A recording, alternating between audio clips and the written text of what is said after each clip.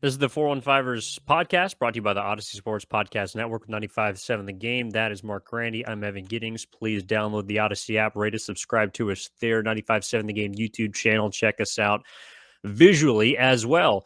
Okay, Mark, so the second part of this and Albert Breer's comments on The Herd, Colin Cowherd's simulcast show, is the fact that Breer essentially believed that last season, when Trey Lance was given the starting job, that the 49ers were willing to lose in order to develop Trey Lance, which is not the case this season. We also have a clip on that from the show the other day, and here's what Albert Breer had to say.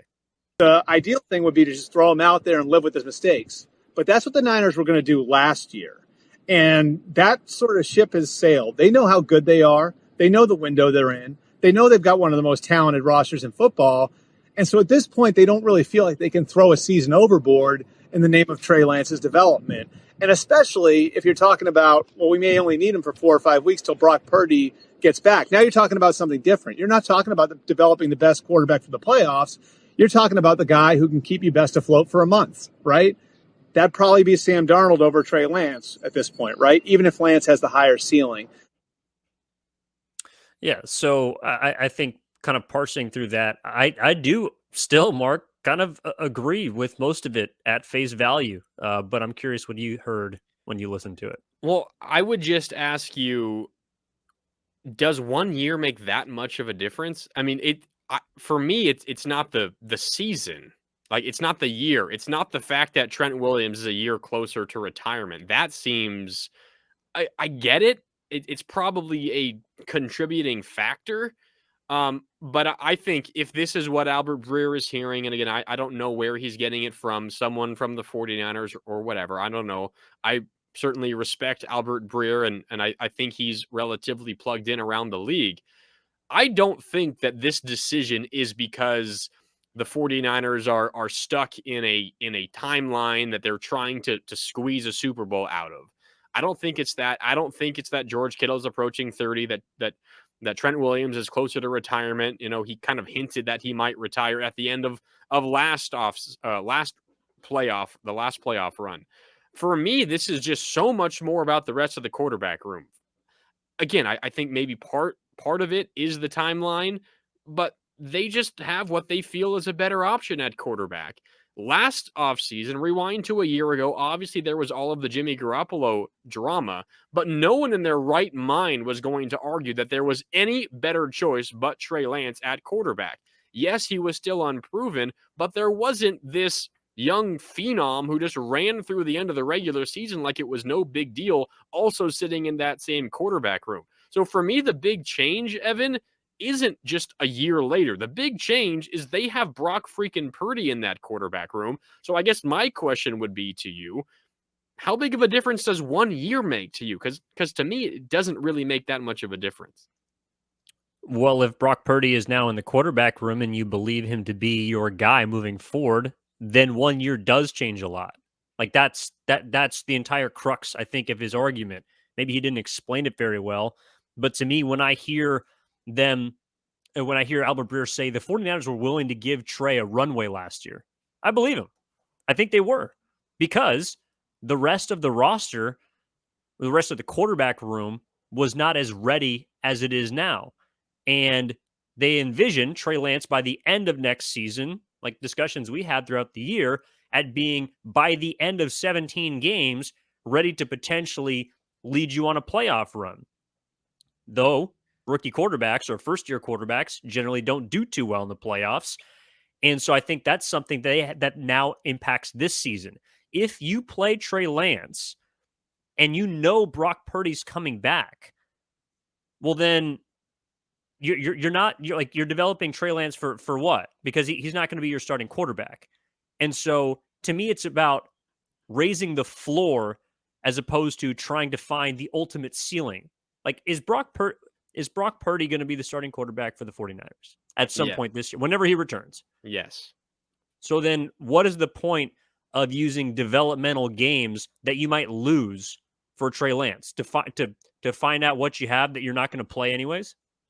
No, 100%. I'm in agreement with you. I guess I just interpreted what Albert Breer was saying and the reasoning a little bit different. To me, and I disagree with this, by the way, what he was saying, and I could be totally in the wrong here, just totally misinterpreting it. But what I read, what I heard from this was last year, the 49ers were willing to potentially not reach their potential, perhaps be a little bit worse as a team because they wanted to develop Trey Lance. And maybe at the end of the year, he takes off and they play well, but they're willing to decrease their odds of winning a Super Bowl a year ago in the name of Trey Lance's development so that when this season comes around, 2023, they have a much better chance to compete and win a Super Bowl, because they have a quarterback who, if everything went right last year, is not new to this and has a year of development under his belt. And suddenly the 49ers could reach a new level because they have this great dual threat quarterback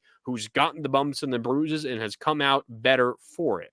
It for me, it seems more like a timeline argument. The 49ers are willing to sacrifice 1 year in the name of trying to win it this year. And then the whole Brock Purdy thing happened. And now, of course, that's the reason in my mind why they're not doing it again this year for Trey Lance. But the way I interpreted Evan, I guess completely different than how you read it or heard it from Albert Breer. I thought that what he was saying was just too little, too late. It's a year too late for the 49ers. They can't have a development year this year, given how vital this season is in their hopes of winning a Super Bowl, just simply because of the age, the contracts, the structure of their roster.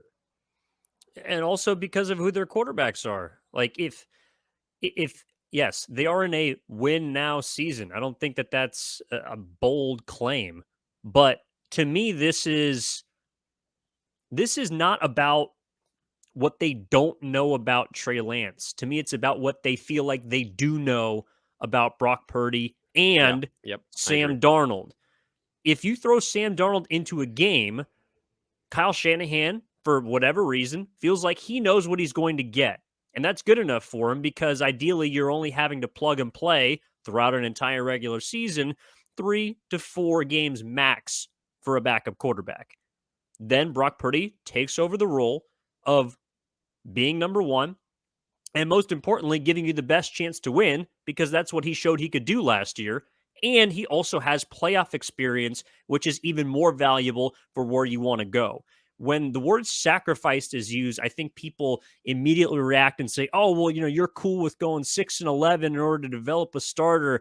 I don't think that's what he was talking about. When I hear sacrifice, to me, I hear sacrifice the chance to win a Super Bowl because a quarterback that is a rookie or a first-year player historically has not done that. So you are, in a way, sacrificing a chance at winning a Super Bowl by starting a fresh, brand new pup under center. Brock Purdy now does not qualify as that because he has not only 5 regular season games under his belt, he's got 3 playoff games under his belt. He gives the 49ers the best chance to win a Super Bowl this upcoming season, as does in those 4 or 5 games he might have to miss due to his arm surgery, Sam Darnold. Trey Lance is a developmental project. And so that doesn't mean that he's not a great football player. That doesn't mean that he can't maybe be great. But for right now, for what the situation is that he is in, he's not the guy. And that's what I hear when I hear Albert Breer, along with a lot of other people speaking about what his role is going to be this season. I agree. And then you look back at a year ago. So right now the 49ers are coming off of an NFC championship game loss. Exact same thing a year ago. Like, who was their quarterback in the NFC championship game in 2021? Jimmy Garoppolo. Yeah, it was not a first-year quarterback. Yeah, no, I'm just saying the 49ers also a year ago entering the season were in a similar position to this year. They felt like they had a good enough team to win a Super Bowl because they just got to the NFC Championship game in a year where for the most part they didn't play very well. I mean, that was an incredibly frustrating season. Yes, they turned it on at the right time. They won 2 road playoff games. But remember, I mean, they had to rely on Trey Lance to win a game at the end of the regular season. to even get into a win and you're in scenario for the final game of the regular season against the Los Angeles Rams on the road, which of course they won. Then they beat the Cowboys, then they beat the Packers, then they returned to the Rams for the NFC Championship game, which was that devastating loss. But even a year ago, when the plan was, let's develop Trey Lance, the 49ers were coming off of an NFC Championship game, were one of the favorites in the NFC. You fast forward back to the present day to right now, 49ers coming off of an NFC Championship game loss are one of the favorites in the NFC, and suddenly you're no longer willing to quote unquote sacrifice for the sake of developing Trey Lance. And again, I understand it because you have what you think and what most people would say is a better option, at least for the short term, at quarterback in Brock Purdy. I 100% get it. It makes total sense to me. It's just anyone trying to pass this off as the only reason this decision is being made is because the 49ers need to win it all this year. It's strictly a timeline thing. No, it's simply because of who they have in the quarterback room. It's Brock Purdy. It is a Brock Purdy decision, not a Trent Williams is about to retire decision. This is purely about who is the best quarterback right now in their mind, and it's pretty clear who they think that is.